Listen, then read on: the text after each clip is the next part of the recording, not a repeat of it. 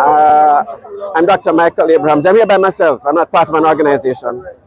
I'm here as a Jamaican and I feel offended because of what just took place. I think they deserve a raise. The Prime Minister's salary was rubbish. The man works hard. The man deserves, all of them deserve a raise. I have no problem with that. But the amount by which their salaries was increased, that amount, and the timing of it coming after the nurses were literally, the teachers recently were literally begging for something that made sense.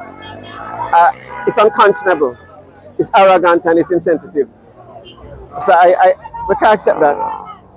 And this doesn't mean that the opposition are saviors either, because you sit down and taking it. I haven't heard the opposition say, we're going to take less too.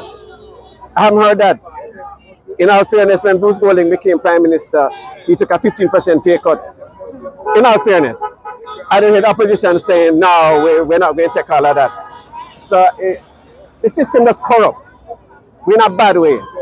But I don't think we should sit down and take this. I know too many nurses and teachers and police struggling. So no, I'm offended by this. What would you like to see happen now? For them to have the conscience to address us and say, you know what, it's true, that was a bit too much. We hear the cry of the people and we're gonna take it back down a bit. They deserve a raise, definitely. And the government general again, but 34 million for what? For what? For wear medal and got coronation and Aki tree, really? Seriously though? 34 million, really? No disrespect, but really?